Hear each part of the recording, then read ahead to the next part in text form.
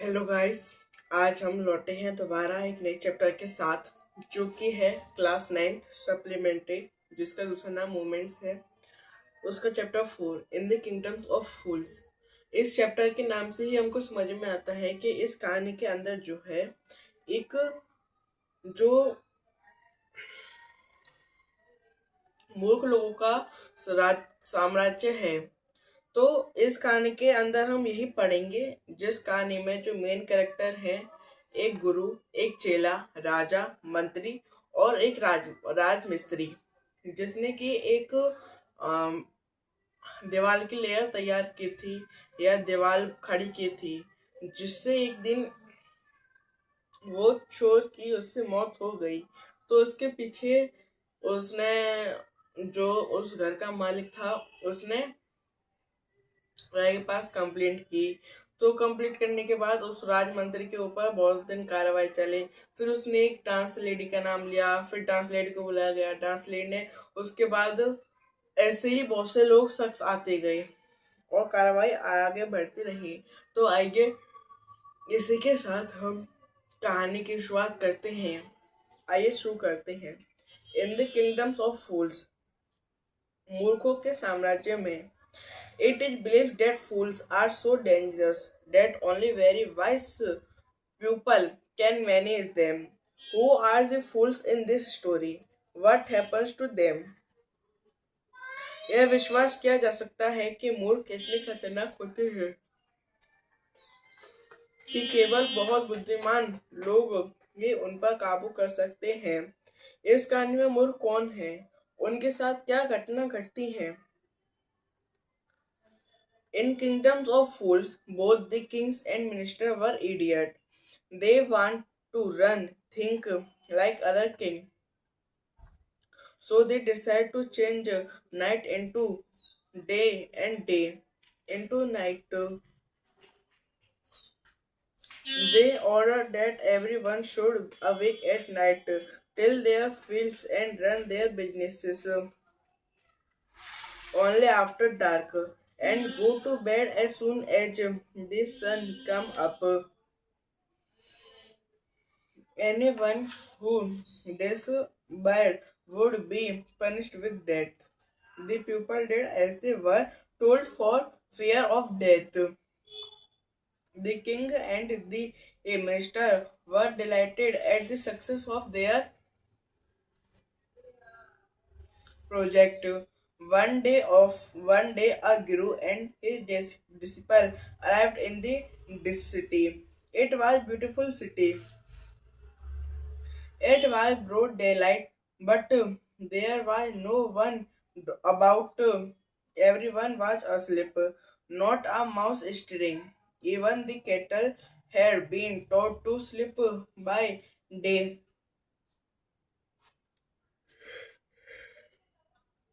The two strangers were amazed by what they saw around them and wandered around town till evening, when suddenly the whole town woke up and went about its nightly business. The two men were hungry. Now that the shops were open, they went to buy some one groceries. To their astonishment, they found that everything cost the same. A single dudu. Whether they bought a measure of rice or bunch of bananas. It cost a dudu.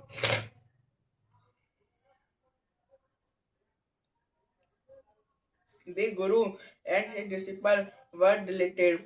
They had never heard of anything like this. They could buy all the food they wanted for a rupee. मूर्खों के राज्य में राजा और मंत्री दोनों ही मूर्ख थे। वे दूसरे राजाओं की तरह शासन नहीं करना चाहते थे, इसलिए उन्होंने रात को दिन में और दिन को रात में बदलने का निश्चय किया। उन्होंने हुक्म दिया कि प्रत्येक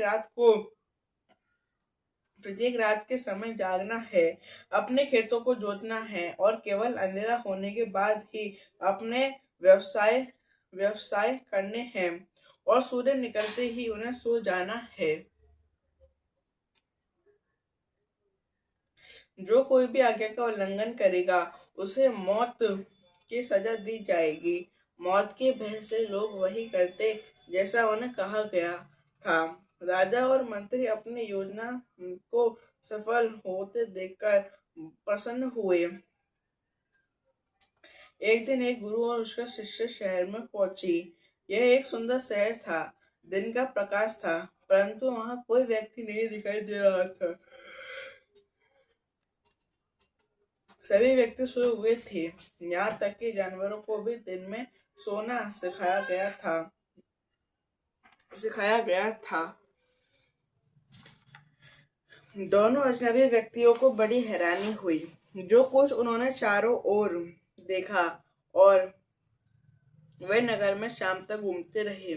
अचानक सारा नगर जाग गया और रात को अपने काम में लग गया। दोनों आदमी भूखे थे। जब दुकानें खुली तो वे कुछ सामान खरीदने के लिए चल पड़े। वे हैरान हो गए। उन्होंने पाया कि प्रत्येक चीज की कीमत एक डुड्डू ही थी। चाहे वह चावल का माप हो या केले का गुच्छा, एक ही मूल्य, सब मूल्य का डुड्डू ही था। गुरु और शिष्य खुश हुए। उन्होंने कभी भी ऐसी स्थिति के बारे में नहीं सुना था। वे खाने की सभी चीजों 1 रुपए में खरीद सकते थे। When they had cooked and eaten, the Guru realized that this was a kingdom of fools, and it would not be a good idea for them to stay there. This is this is no place for us. Let us go, he said to this disciple. But the disciple did not want to leave the place. Everything was cheap here. All he wanted was good, cheap food. The Guru said, they are all fools. They, this won't last very long, and you cannot tell what they will do to you next. But the disciple would not listen to the Guru's wisdom. He wanted to stay. The Guru finally gave up and said, do what you want. I am going, and left. The disciple stayed on at his fill every day, bananas and ghee and rice and wheat, and grew fat like a strict sad scared bull. जब वह खाना बना और खा चुके थे तो गुरुजी ने महसूस किया कि यह मूर्खों का राज्य है, इसलिए उनके लिए यहाँ यहाँ ठहरना उचित नहीं है। यह जगह हमारे लिए नहीं है, यहाँ से चलें। उसने शिष्य से कहा, लेकिन शिष्य इस जगह को छोड़ना नहीं चाहता था। यहाँ प्रत्येक चीज सस्ती थी। वह सिर्फ अच्छा और सस्ता भोजन चाहता था। गुरु बोले, वे सब मूर्ख हैं। यह ज्यादा समय तक नहीं चलेगा, और तुम यह नहीं बता सकते हो कि वे आगे क्या करेंगे। लेकिन शिष्य ने गुरुजी की बुद्धिमत्ता पूर्ण सलाह की ओर ध्यान नहीं दिया। वह वहीं रहना चाहता था। गुरुजी ने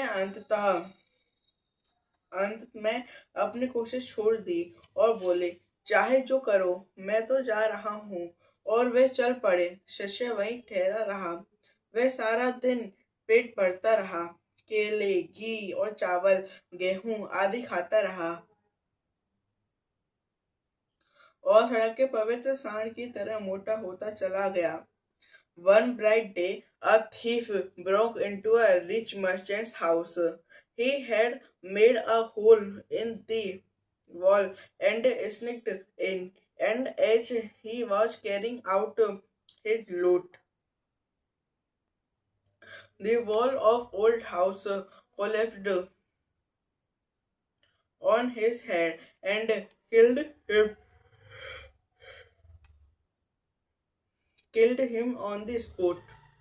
His brother ran to the king and complained, Your Highness, when my brother was brushing his ancient trade, a wall fell on him and killed him.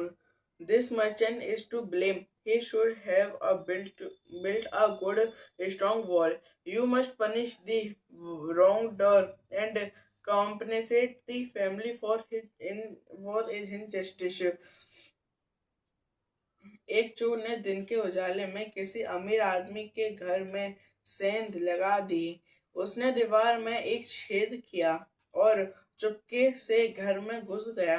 जब वह लूटा हुआ माल लेकर बाहर जा रहा था, पुराने घर की दीवार उसके सिर पर गिर गई और उसी जगह उसकी मृत्यु हो गई। उसका भाई भागकर राजा के पास गया और शिकायत की, महाराज, मेरा भाई अपना पुरातन रोजगार कर रहा था। उस पर दीवार गिर गई और वह मर गया। सारा दोष उस व्यापारी का है। उसे अच्छी और मजबूत दीवार बनानी चाहिए थी। इस अपराधी को आप अवश्य सजा दें और परिवार को इस अन्याय के लिए क्षतिपूर्ति करें। The king said, Justice will be done. Don't worry. And at once summoned the owner of the house. When the merchant arrived, the king questioned him, What's your name? Such and such, your highness. Were you at home when the dead man burgled your house? Yes, my lord. He broke in and other wall and with it fell on him. The accused placed guilty. Your wall killed this man's brother. You have murdered a man. We have punished to you, Lord, said the helpless merchant. I did not put up the wall. It's really the fault of the man who built the wall. He did not build it right. You should punish him. Who is dead? My lord, this wall was built by my father's time. I know the man. He is an old man. Now he lives nearby.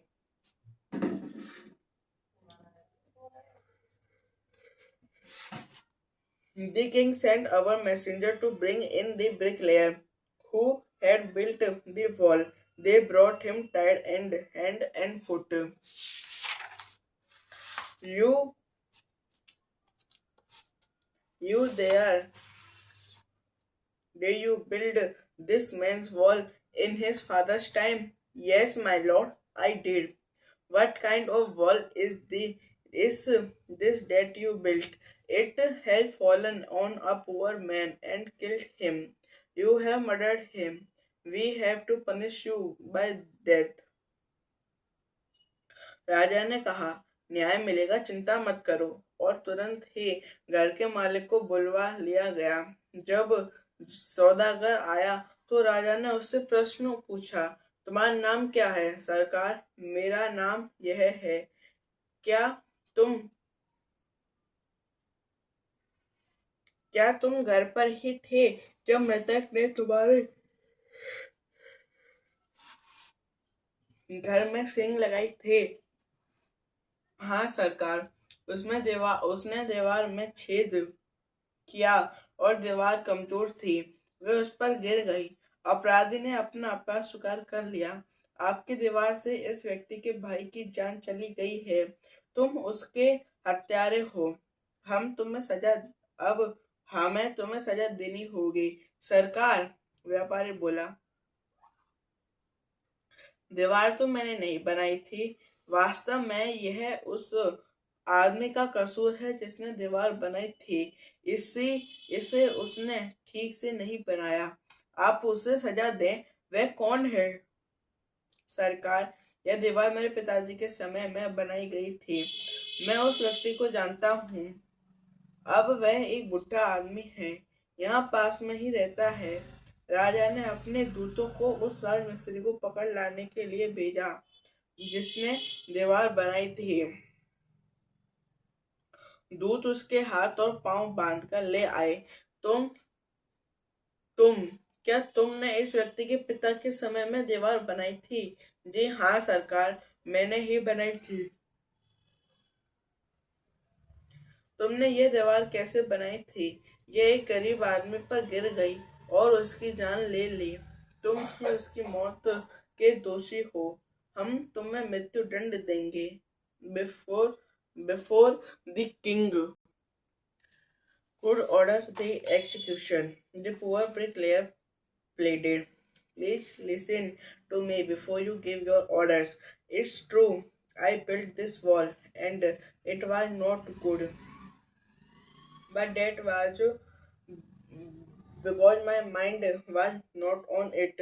I remember very well a dancing girl who was going up down that street all day with her ankles jingling, and I could not keep my eyes or my mind on the wall I was building. You must get the dancing girl. I know where she lives.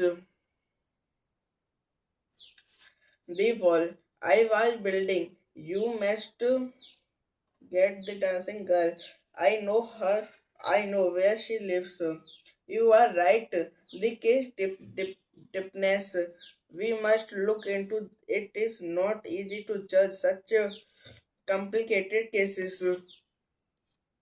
Let let's get the dancer. Where she is. The dancing girl, now an old woman, came trembling to the court. Did you wake up and down that street many years ago while the poor man was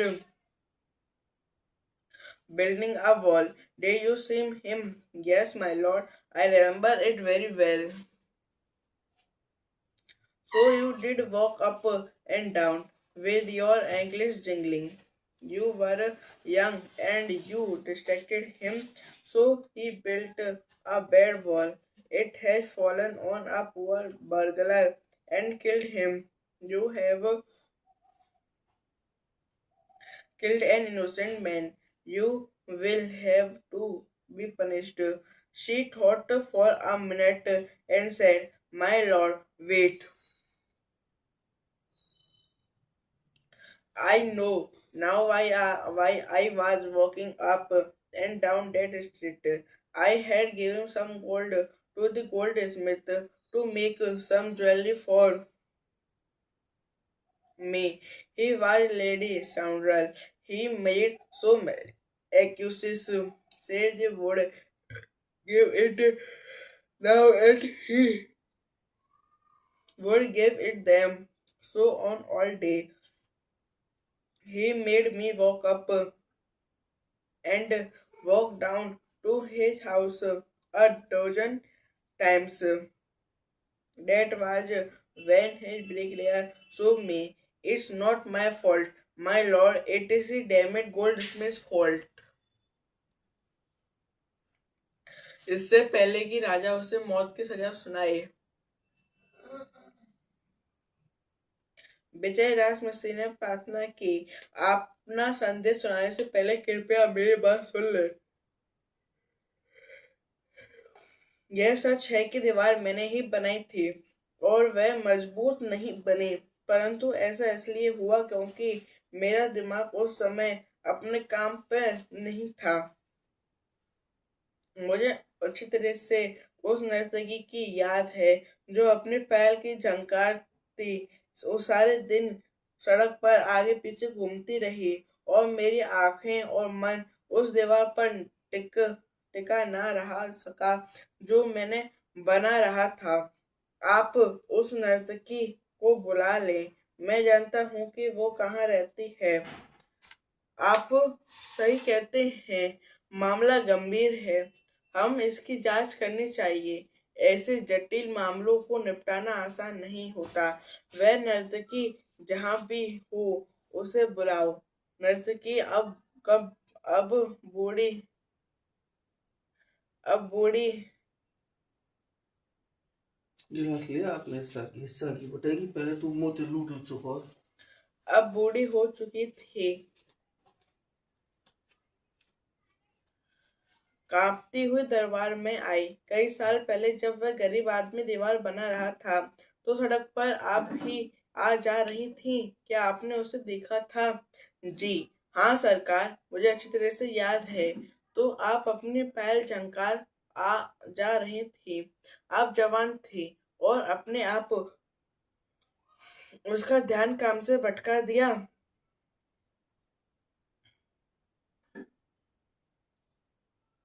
इसलिए उसने कच्ची दीवार बना दी। यह गरीब चोट पर गिर गई और वह मर गया। आपने एक निरपराध आदमी को मारा है। आपको सजा मिलेगी। उसने 1 मिनट के लिए सोचा और कहा, सरकार ठहरिए। अब मुझे याद आया कि मैं क्यों सड़क पर आ जा रही थी। मैंने एक सुनार को कुछ सोना आभूषण बचाने के लिए दे दिया था। वह सुस्त और शैतान था। उसने कई कई बहाने बनाए। बोला कि आज आभूषण देगा, कुछ वक्त बाद देगा। सारा दिन यही कहता रहा। मुझे उसने 1 दर्जन बार अपने घर दौड़ाया। तभी इसी राजमिस्त्री ने मुझे देखा। यह मेरी गलती नहीं सरकार, यह सुनार की गलती है। Poor thing, she is absolutely right, thought the king. Weighing the evidence. We have got a real culprit at last. Get the old Smith wherever he is hiding at once. The king's well face searches for Goldsmith, who was hiding in a corner of his shop when he heard the accusation against him. He had his own story to tell. My lord, he said, I am poor Goldsmith. It's true. I made his dancer come many times to my door. I gave her excuse because I could not finish making her jewelry before I finished the rich merchant's order. They had a wedding coming and they would not wait. You know how impatient rich men are. Who is rich merchant? Who kept you farming finishing this poor woman's jewelry? Made her walk up and down, which distracted this bricklayer, which made a mess of his wall, which had now fallen on an innocent man and killed him. Can you name him? बेचारी वह बिल्कुल ठीक कह रही है, राजा ने सोचा। सबूत को तोलते हुए हमें आखिर में वास्तविक अपराधी मिल ही गया। उस सुनार को बुलाओ। वह जहां कहीं भी छिपा हो, तुरंत बुलाओ। राजाई कानून के अफसरों ने सुनार को खोजा, जो अपनी दुकान के एक कोने में छुपा हुआ था। जब उसने अपने विरुद्ध आरोप को सुना, उसने अपनी कहानी सुनाई। महाराज, वह बोला, मैं एक गरीब सुनार हूँ। यह सच है कि मैं इस नर्तकी को अनेकों बार दरवाजे पर आने जाने के लिए मजबूर किया था। मैंने उससे बहाने किए थे क्योंकि उसके आभूषण धनी व्यापारी की मांग को पूरा करने से पहले नहीं बन सका था। धनी व्यापारी के यहाँ शादी होने जा रही थी और वे लोग इंतजार नहीं कर सकते थे। आप जानते हैं कि धनी लोग कितने अधीर होते हैं।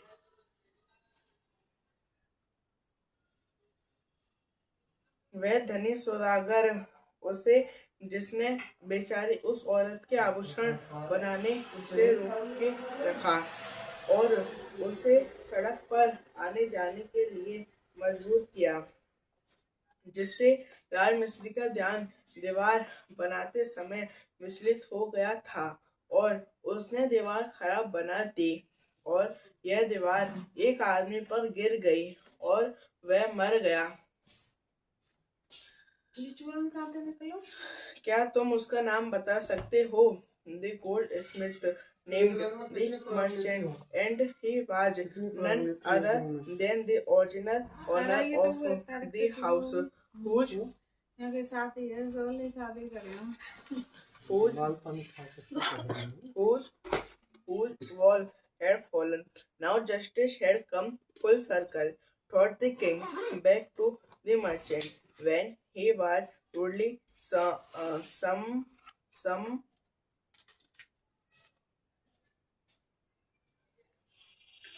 summoned, नहीं, summoned, नहीं,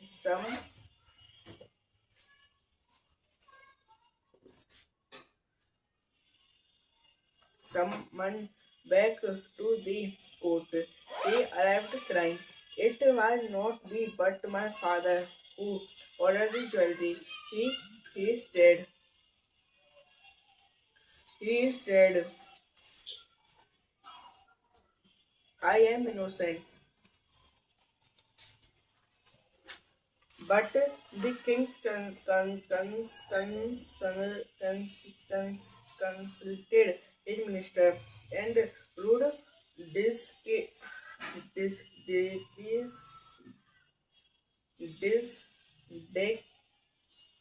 decisively. It's true. Your father is true murderer. He is dead. But somebody must be punished in his place. You have inherited everything from that criminal father of yours, his riches as well as his sins. I knew at once, even when I first set eyes on you, that you were at the root of his horrible crime. You must die. सुनार ने व्यापारी का नाम बता दिया और वह कोई अन्य आदमी नहीं था बल्कि वही व्यक्ति जिसके घर की दीवार गिर गई थी। अब न्याय अंतिम चरण में आ पहुंचा था। राजा ने सोचा कि असली अपराधी वही व्यापारी निकला। उसे जब दरबार में कठोरता पूर्वक फिर से बुलवाया गया तो वह चीख मारता हुआ आया। वह मैं नहीं था बल्कि मेरे पिताजी थे जिन्होंने आभूषण की मांग की थी। उनको उनका देहांत हो चुका है। मैं बिल्कुल निर्दोष हूँ। परंतु राजा ने अपने मंत्री की सलाह ली और अपना निर्णय और अपना निर्णय और अपना निर्णय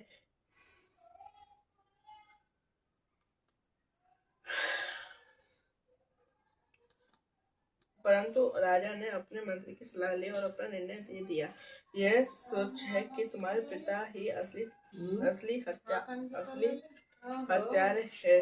अब वे इस संसार से जा चुके हैं परंतु उनके स्थान पर किसी को दंड मिलना ही चाहिए।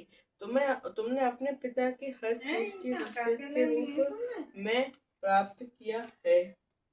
फोटो थे जितने जब बाप मोबाइल थे जितने भी फोटो खींचे वो सब है उनके पाप थे। मैं तुम्हें जब पहली बार देखा था तभी मुझे पता चल गया कि तुम ही उस निर्मम अपराध की जड़ में हो। तुम्हें मरना ही होगा। आजा दिखाऊं तो and he ordered and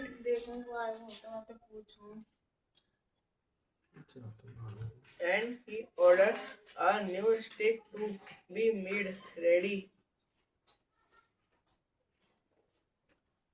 for the execution. As the servants sharpened the stick and got it ready for the final impaling for the criminal. It occurred to the minister that the rich merchant was somehow too thin and to properly executed on the stake. He applied to the king's common sense. The king too worried about it. What shall we do? He said, when suddenly it struck him that all servants were immediately sent all over the town looking for a man who would fit the stake, and their eyes fell on the disciple who had fattened himself for months on bananas and rice and wheat and hay. और राजा ने हुक्म दिया कि फांसी के लिए रिक्ति तैयार करो। जब सेवक खूंटी को नुकीला बना रहे थे और अपराधी को फांसी पर चढ़ाने की तैयारी कर रहे थे,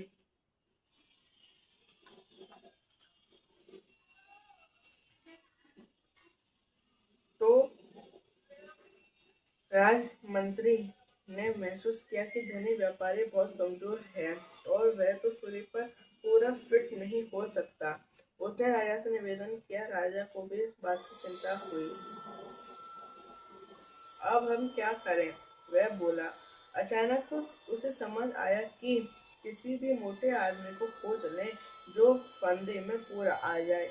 उसने उन लोगों का ध्यान उस शिष्य पर पड़ा जो महीने तक केले, चावल, गेहूं और घी खाकर मोटा हो गया था। What have I done wrong? I am innocent. I am a sannyasi, he cried. That may be true, but it's the royal decree that we should find a man fat enough to fit the stake, they said, and a carried it to the place of execution. He remembered his wise Guru's word. This is a city of fools. You don't know what they will do next. While he was waiting for death, he prayed to his Guru in his heart, asking him to hear his cry wherever he was. The Guru saw everything. इतनी बड़ी photo होनी चाहिए जब तुम्हारी सही थी है। कौन सा सारी मेरी जी भी अभी छोटी लग रही है। He could see fear and she could see the future as he could see the present and the past. He arrived at once to save his disciple who had got himself into the sunset through love of food. ओह बिला आ गया जी, कैसा मुंह कर दिया। मैंने कौन सा अपराध किया है? मैं निर्दोष हूँ, मैं एक सन्यासु हूँ, वह चिल्लाया। हो सकता है ये सत्य हो, लेकिन यह तो शाही आदेश है कि हम ऐसे मोटे आदमी की तलाश करें जो फंदे में पूरा आ सके, वे बोले। शिष्य को सूली के पास ले गए। उसने अपने ज्ञानी गुरुजी के शब्द याद आ गए। यह एक मूर्खों का नगर है, तुम नहीं जानते कि वह आगे क्या करेंगे। जब वह अपनी मौत का विचार कर रहा था, उसने अपने दिल में अपने गुरु से प्रार्थना की। उसकी चीख सुनने के लिए चाहे वह कहीं भी नहीं, उसकी चीख सुनने के लिए चाहे वह कहीं भी हो। गुरु जी ने सब कुछ एक ही दृष्टि में देख लिया। उसमें चमत्कारी शक्ति थी। वह बहुत दूर तक देख सकता था और भविष्य को भी, वर्तमान और भूतकाल की बातें जान सकता था। अपने शिष्य के प्राण रक्षा के लिए वह एकदम वहां पहुंच गया। उसका शिष्य भोजन के लालच में मुसीबत में फंस गया। मुसीबत आगे चल रही है, पीछे पहुंच पा रहे में फंस गया था। जैसे ही गुरुजी आए, उन्होंने अपने शिष्य को लताड़ा और धीरे से कुछ कहा। वह फिर कैसी फोटो बना रहे, तो कैसे दांत ने बाहर निकाल ले। हे महान राजा, बड़ा कौन, गुरु या शिष्य होता है? कैसे दांत बाहर निकाल शिष्य? निश्चय ही गुरु, इसमें कोई संदेह नहीं। आप क्यों पूछ रहे हैं? तब आप मुझे ही पहले फंदे पर लटकाएं। मेरे शिष्य को मेरी बात फांसी दें। शिष्य ने जब यह बात सुनी तो वह समझ गया और चीखने लगा, मुझे पहले फांसी दो, मुझे पहले मारे। उनने नहीं। शिष्य ने जब यह बात सुनी तो वह समझ गया नहीं।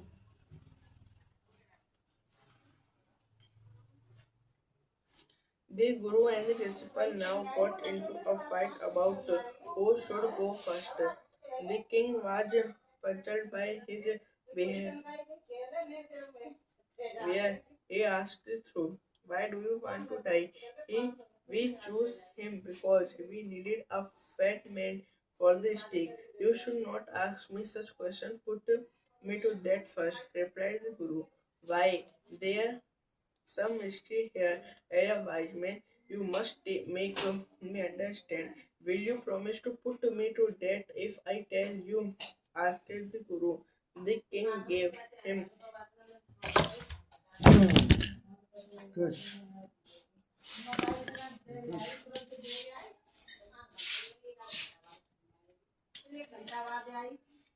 Good.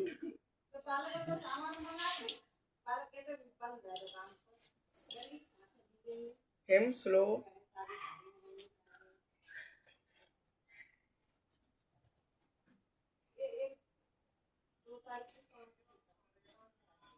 Roman word. The Guru took him aside out of the servant's earshot and whispered to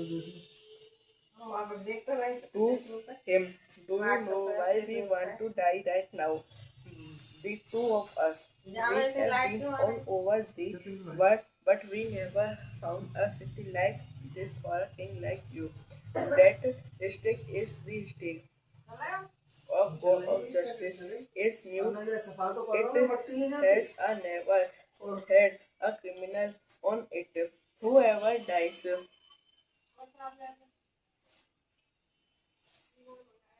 on it first will be reborn as the king of his country.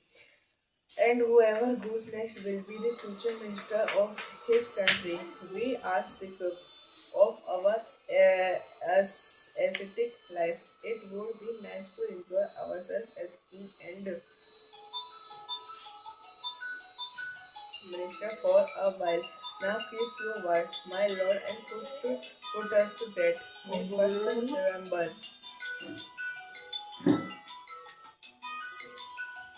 Meenu Singh कौन है मीनू सिंह? गुरु और शिष्य अब इस बात पर झगड़ने लगे कि पहले कौन फंदे को गले लगाए। राजा इस व्यवहार को देखकर बहुत हैरान हुआ। उसने गुरु से पूछा, आप क्यों मरना चाहते हैं? हमने उसे चुना था क्योंकि हमें फांसी पर लटकाने के लिए एक मोटे व्यक्ति की जरूरत थी। एक सेकंड में चल रहा हूँ। आपको मुझसे ऐसे प्रश्न नहीं पूछने चाहिए। मुझे फांसी दो, गुरु ने उत्तर दिया। क्यों? यहाँ कुछ रहस्य जरूर है। बुद्धिमान व्यक्ति की तरफ आप मुझे समझाएं। यदि मैं आपको रहस्य बता दूं तो क्या आप मुझे फांसी दे देंगे? गुरु ने पूछा। राजा ने अपना वचन दे दिया। गुरु उसे एक तरफ नौकरों से दूर ले गया और धीरे से उससे कहा, क्या आप जानना चाहते हैं कि हम अभी क्यों मरना चाहते हैं? हम सारे संसार में भ्रमण कर चुके हैं, लेकिन हमने इस नगर जैसा अथवा आप जैसा राजा नहीं देखा। यह फंदा न्याय के देवता का फंदा है। यह नया है। इस पर किसी भी अपराधी को मृत्यु दंड नहीं दिया गया है। जो भी आदमी इस पर पहले मरेगा वह इस देश का भावी राजा होगा और जो कोई भी बाद में मरेगा वह इस देश का मंत्री होगा। हम अपने सन्यासी जीवन से तंग आ चुके हैं। हम कुछ दिनों तक राजा और राजमंत्री बनने का आनंद लेना चाहते हैं। आप अब अपना वचन पूरा करें। महाराज, हमें फांसी दे दें। याद रहे, पहले मैं मरूंगा। The king was now thrown into a deep thought. He did not want to lose the kingdom to someone else in the next round of life. He needed time. So, so he ordered the execution postponed next day and talked in secret with his minister. It's not right for us to give over the kingdom to others in the next life. Let's go on this take ourselves well. We will be reborn as king and minister again. Holy men do not tell lies, he said, and the minister agreed. So he told the execution, "We will send the criminals tonight. When the first man comes to you, put him to death first. Systematic Then देते do चलेगा, the एक के same बाद एक आएगा। to the second man. Those are my और चाहे orders. अगर ऐसे Don't कर make देंगे any mistake." तो जी That night the repeat king होता रहेगा। and his ठीक minister है, खत्म हो went जाने के बाद फिर secretly शुरू हो to the जाएगा। prison. The और later the जी है Guru ji and random, were discussed मतलब बीच में तो कहीं पे भी कोई सा भी as the फोटो two दिखा and देगा। arranged before and with 12 servants were taken to take the stake and promptly executed. राजा अब ज्ञान विचार में खो गया। जी है रोटेट करने के लिए, वह नहीं चाहता था नहीं जी ऑटो प्ले के लिए, जब पहला जी अपने आप चलता रहेगा कि कोई दूसरा व्यक्ति अगले जन्म में उसके राज्य का मालिक बने। उससे समय की जरूरत थी, इसलिए उसने फांसी की दंड पूरा करने का आदेश अगले दिन के लिए दे दिए और अपने मंत्री से भी छुपकर बात कर ली। अगले जन्म में हमारा राज्य किसी अन्य को सौंपना सही नहीं होगा। आओ हम स्वयं ही सूली पर चढ़ जाएं ताकि हम राजा और मंत्री के रूप में अगला जन्म ले सकें। महात्मा लोग झूठ नहीं बोलते, वह बोला और मंत्री उससे सहमत हो गया। इसलिए वह बाधिकों से बोला, हम आज रात अपराधियों को भेजेंगे। जब पहला आदमी आए तो तुम उसे पहले फांसी पर लटका देना और बाद में आने वाले को बाद में। यह मेरी आज्ञा है, इसमें कोई गलती मत करना। उस रात राजा और मंत्री चुपके से जेल में चले गए। उन्होंने गुरु और चेले को मुक्त किया और दोनों से गुरु और चेले का भेष बना लिया और जिस तरह अपने वफादार नौकर के साथ पहले से व्यवस्था कर रखी थी, उन्हें सूली पर ले जाया गया और उन्हें मौत के घाट उतार दिया। When the bodies were taken down to be thrown to crows and vultures, the people panicked. They saw before them dead bodies of king and the minister. The city was in confusion. All night they mourned and discussed the future of the kingdom. Some people suddenly thought of the Guru and disciple and caught up with them as they were preparing to leave town.